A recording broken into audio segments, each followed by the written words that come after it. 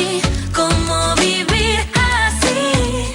Si yo no quise perderte, enséñame a fingir como tú lo haces. Dime cómo vivir, si aún espero que Seguimos acompañándote y ya le damos la bienvenida al doctor Daniel Tort, que nos acompaña justamente en esta tarde para analizar un tema que yo te planteaba al inicio del programa, ¿no? ¿Qué es lo que pasa con el Poder Judicial?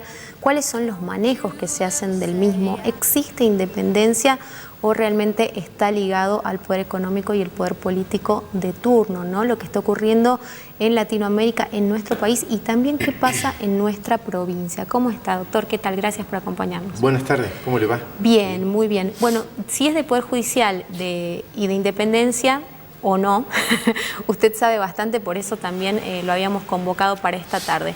Me gustaría que nos cuente, ¿no?, cuál es la visión, sobre todo por los últimos hechos que los hemos estado comentando, la gente los conoce además porque han estado en todos los medios a nivel nacional y local, lo que pasaba con estos allanamientos, ¿no?, lo que ocurría con el Congreso a nivel nacional también, y obviamente las denuncias desde el lugar de la expresidenta Cristina Fernández de Kirchner. Bueno, el Poder Judicial es como la justicia, en realidad la división de poderes es un anhelo. Uno anhelaría que hubiera independencia de poderes, pero en la práctica eso no es así. Bueno, basta verlo, no hace falta ser un experto, uno lo ve y se da cuenta. Un ejemplo local, Juan Carlos Romero hace 1 año y medio, antes de acordar políticamente con el gobernador Urtubey, tenía citaciones semanales, tenía notas de tapa y paneles principales en los canales de televisión, por ser citado, por no querer venir, por impugnar su citación y por decir que era un perseguido, y ahora va a actos públicos y cuando se le pregunta sobre la causa de la Ciénaga dice no sé de qué me está hablando. O sea, la impunidad tiene que ver con el poder político, obviamente, eso no es una novedad, se ve, se palpa, y esto es así. Entonces, si el Poder Judicial, que el anhelo sería que fuera un poder independiente del poder político, en la práctica rara vez se da, claramente eso es así.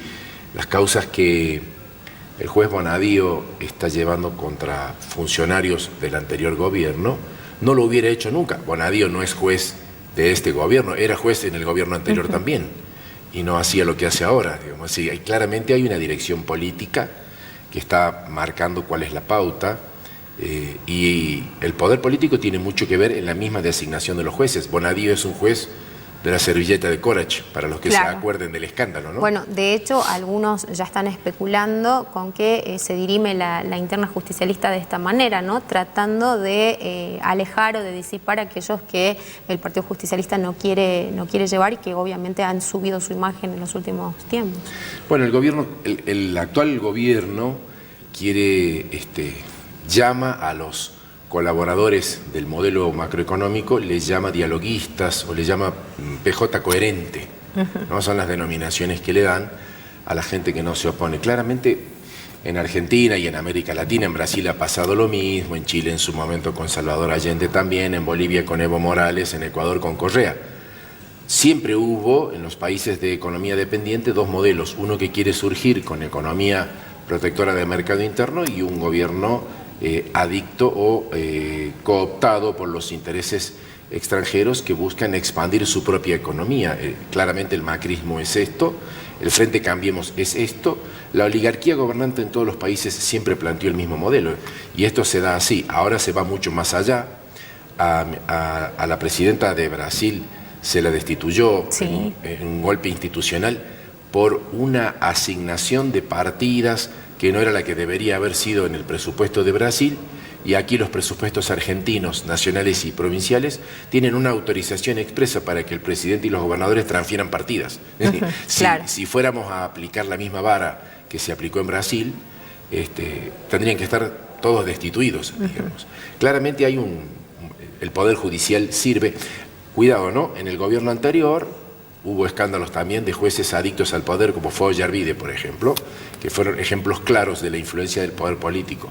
No es que un partido gobernante tenga este signo y otro no lo tenga. En realidad el poder político trata siempre de avasallar al poder judicial porque eso da impunidad.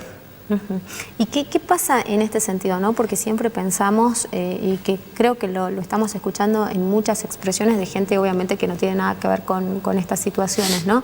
El tema de la corrupción, algo que está tan enquistado también, tan ligado al poder político y tan ligado al poder judicial cuando es cómplice de que esto ocurra, porque se habla, y la misma expresidenta lo decía, ¿no? Como si ella hubiese inventado la corrupción, como si ellos, independientemente de que la justicia llegue o no a descubrir si esto ha existido, si se ha dado como se viene contando, o si es todo quizás un poco más inflado de lo que en realidad ocurrió, ¿no? Porque todos los gobiernos están teñidos también de sospechas de corrupción, de desmanejos del dinero público. Lo que pasa con la obra pública siempre ha sido alevoso, digo, por más que nunca prospere y que nunca se termine de conocer fehacientemente qué es lo que ocurrió. Bueno, la expresidenta tuvo un sincericidio.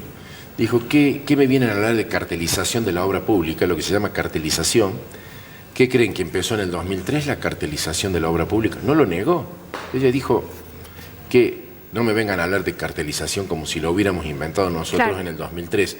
O si eso venía de antes. Bueno, el sistema capitalista es esencialmente corrupto. Es un sistema donde todos los ciudadanos aportan en una sola canasta y el gobierno de turno reparte de esa canasta para obra pública, asistencia o lo que fuera. El sistema se presta de que un solo núcleo minoritario maneje el dinero que aportamos 40 millones de personas. Es decir, se presta para eso, es decir, el sistema representativo es una mentira, es una crisis, no hay organismos de control. Fíjese, un ejemplo claro es el de Salta, por ejemplo. En Salta, la Constitución marca que la Auditoría General de la provincia tendrá mayoría de representantes del oficialismo.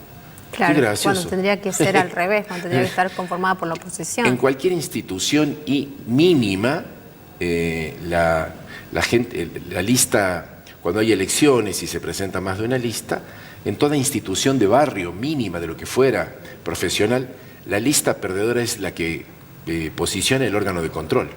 En la Constitución de Salta es al revés, el órgano de control lo maneja el oficialismo. ¿De qué clase de control estamos hablando? No hay ninguno.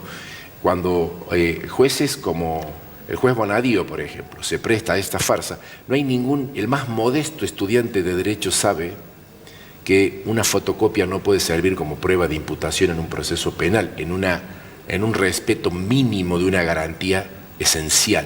Sin embargo, hay casos y casos, como la corrupción está generalizada, usted tiene tropezones que dan algunos personajes públicos como nuestro gobernador. Nuestro gobernador dijo que los cuadernos, las fotocopias en realidad, echaban luz sobre la corrupción en Argentina hasta que apareció él. Cuando apareció él dijo son ciencia ficción.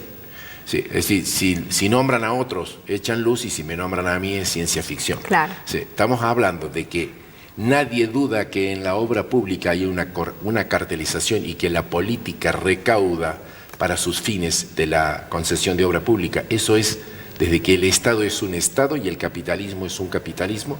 Esto es así, nadie lo puede negar. Ahora, los revanchismos a los ciudadanos no nos convienen. Hoy hay un revanchismo de un oficialismo gobernante hacia los funcionarios que se fueron y los que vendrán harán lo mismo con los que seguirán en ese momento, y nosotros seguimos esperando una transparencia o un progreso de un mirar hacia adentro que no se da en los egoísmos del reparto de la cosa pública, ¿no? Bueno, ¿y va a pasar algo con la reforma de la Constitución? Digo, si se reforma la Constitución provincial, que es algo que mencionan todos, y uno de los puntos de los que hablan es justamente de lograr, ¿no?, que estos jueces no dependan del gobierno de turno, que no tengan que ser de alguna manera asignados cada 6 años o reconfirmados cada 6 años. ¿Esto puede ayudar a que después exista transparencia o no? En realidad la inamovilidad de los jueces es una mentira, ¿no es cierto? No es verdad, porque cuando los jueces molestan al poder político, existe lo que se llama el tribunal del jury. El tribunal del jury es el que hace el enjuiciamiento de los jueces a través del Senado de la provincia, en el caso de la Constitución de Salta, y existen los juries express. A nivel nacional también se está dando. El último caso es el del juez Arias. Al juez Arias le podremos reprochar a lo mejor incumplimientos, negligencias o lo que fuera. Pero a nadie le cabe ninguna duda que al juez Nacional Arias se lo destituyó por hacer lugar a la medida cautelar que frenó los tarifazos energéticos. O sea, esto pasa así y ocurre. En realidad, la movilidad o inamovilidad de los jueces es relativa. Lo que uno quiere es que los jueces sean capaces, no movibles o inamovibles. Podrían rendir un examen periódico para ver si se capacitan y si no lo hacen ser destituidos, por ejemplo. Es decir, la causal de destitución sería bueno que estuviera a través de su comportamiento y de su capacitación y no de los intereses de la política. Arias se fue, por ejemplo, por eso, y acá en Salta hubo jury de enjuiciamiento express, que son casos muy conocidos que todos los abogados sabemos. Sí, cuando se reformó la Constitución en el año 94, 96, aquí en Salta no me acuerdo. En el 94. La gran pelea fue cómo se iba a constituir el Consejo de la Magistratura, que es el que nombra a los jueces, y el Tribunal del Jury, que los destituye. Y en ambos casos, los dos cuerpos, los que nombran y los que destituyen, tienen mayoría de integrantes del poder político y no independientes. Entonces, a partir de ahí está viciada o sospechada la designación y la destitución. Si la reforma constitucional en realidad se hizo respondiendo a intereses del manejo de las fuerzas políticas que integraban los convencionales constituyentes en ese momento. En otros lugares hay otra pauta cultural. No es un modelo para mí, el modelo imperialista británico, pero en Inglaterra, por ejemplo, la designación de los jueces no está reglamentada. Parece increíble esto, pero no está reglamentada. Pero a nadie que no tenga los suficientes méritos intelectuales o científicos para ser designado juez se le ocurriría proponerse a la Cámara de los Lores para ser nombrado. O sea, es una pauta cultural distinta. Aquí hay un sistema de designaciones, tanto en la provincia como en la nación, que deja bastante que desear, donde nadie se hace responsable. El Consejo de la Magistratura dice yo tomé evaluaciones, los evaluadores dicen nosotros miramos. El Poder Ejecutivo dice a mí me mandaron una terna y los senadores dicen a mí el proceso de selección ya me vino armado. Y cuando usted quiere preguntar quién es el responsable, Fuente Ovejuna, no fue nadie. Entonces si nos ponemos a pensar, antes era mucho más directo. El gobernador proponía a una persona para ser juez, el Senado le daba la aprobación o no en una sesión secreta, y usted decía, no, bueno, pero ¿cómo una sesión secreta donde no sabemos? Hay mucho más manejo y enjuague en la designación y en la destitución de jueces ahora con este sistema que antes. Bueno, eso lo sabe cualquier miembro de la comunidad jurídica, local y nacional. ¿Y son difíciles los exámenes? Porque no sé si en algún momento se han cuestionado en sí los exámenes, ¿no? Pero sí sabemos que han llegado algunos que no eran quizás los más preparados de los que se presentaban. El problema es que el Consejo de la Magistratura no tiene prestigio, no tiene credibilidad. Entonces, cualquier persona que sea seleccionada en este sistema, pagan justo por pecadores. Los que no merecen llegan por acomodo político y los que llegan por merecimiento propio, igual llegan sospechados de que han llegado por acomodo, porque como el ente designador no tiene prestigio, todos llegan manchados. Yo integré el Consejo de la Magistratura, por eso sé que se arreglan las designaciones. Yo estuve adentro, lo sé porque lo viví en la cocina. Y en algún momento propusimos desde nuestro sector que se modificara la reglamentación del Consejo de la Magistratura y se pusiera un tribunal ajeno a la provincia de expertos para evaluar a los candidatos. Eso nos parecía importantísimo, contratar a personas que sean doctorados en la materia que se está seleccionando para que ellos hagan un dictamen y elijan quiénes son los 3 más capacitados. Porque yo he visto algunos exámenes y son bastante sencillos. Bueno, digamos, el Poder Político puso el grito en el cielo. Cuando propusimos eso, el Poder Político puso el grito en el cielo, porque si usted llama a catedráticos de otras provincias, que son gente intachable, de nota, que son expertos y son doctorados en la materia, que le van a decir, por ejemplo, que yo soy un inútil y no me tienen que poner, si yo aparezco en la terna, ¿cómo explican eso? Claro. No quisieron poner el tribunal de expertos para evaluar a los candidatos, lo cual es increíble, porque yo he concursado alguna vez y a mí me evaluaba un enviado de la Cámara de Diputados que era odontólogo. Entonces, no tengo nada contra los odontólogos, claro, pero ¿verdad? Es difícil que puedan pero imagínese, conocer toda la legislación vigente. Imagínese que usted vaya a nombrar a un jefe del servicio de ortodoncia del Hospital San Bernardo y que un abogado sea el evaluador. Claro. Es ridículo. Bueno, sin embargo, acá, por este tema de la conformación de los intereses de los poderes políticos, el Consejo de la Magistratura se conforma así. Y la Cámara de Diputados, el Ministerio Público, se mandan sus representantes y usted saca la cuenta en los 9 integrantes y siempre la mayoría depende del poder político. No va a haber así nunca independencia. ¿Qué pasa cuando existen estas irregularidades tan groseras en los procesos, ¿no? Como decíamos recién en el caso de la expresidenta, donde además se habla de un allanamiento que no se realizó de la manera adecuada. ¿Cómo proceden quizás los colegios de abogados? ¿Cómo es el accionar, digamos, en torno a esto? Porque ayer mencionaban también que esto pone en juego el desarrollo de la profesión también, ¿no? Pero por supuesto, ¿en qué cabeza cabe que usted va a hacer un allanamiento anunciándolo 90 días antes? O sea, si usted va a hacer el allanamiento es una medida secreta y sorpresiva. ¿Cómo va a ser un allanamiento anunciado? Si usted hace un allanamiento anunciándolo 90 días antes y a la expresidenta le encuentran pruebas de la imputación de la corrupción que le quieren hacer, le tienen que dar prisión por OPA, no por delincuente. No por delincuente, claro, claro. Es decir, en realidad todo esto responde a operativos de prensa. Bueno, ustedes lo saben mucho mejor que yo.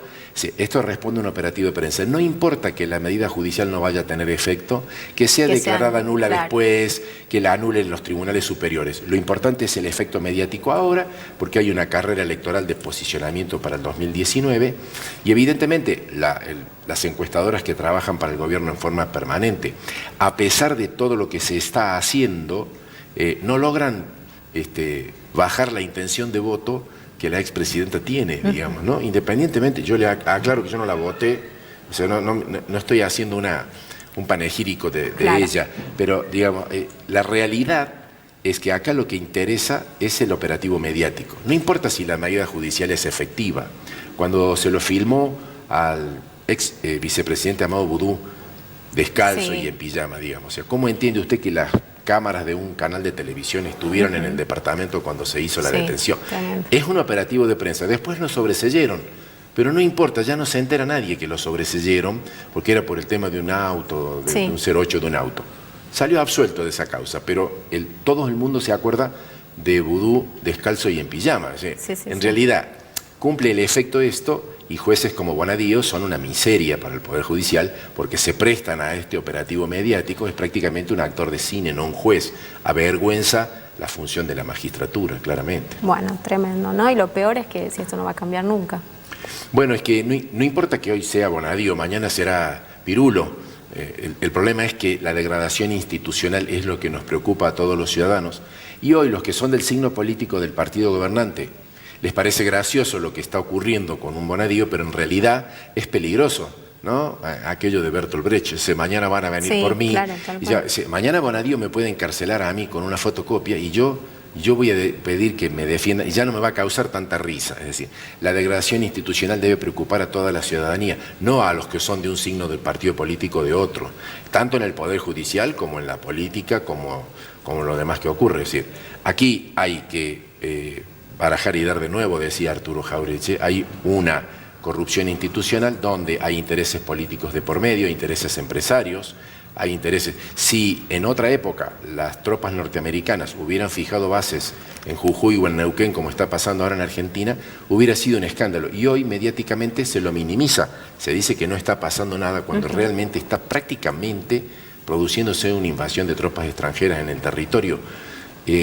¿Parecería una cosa menor? No, no es una cosa menor, es espantoso. Sin embargo, mediáticamente se le da más interés a la fotocopia de un cuaderno de un chofer que a eso, ¿no? El operativo de prensa es muy claro. Las elecciones se definen en los medios, por eso hay debates televisivos obligatorios y todo eso que antes era impensable. En realidad, la libertad de prensa se confunde con la libertad de empresa y las empresas ponen dinero en los medios de prensa para formar opinión pública.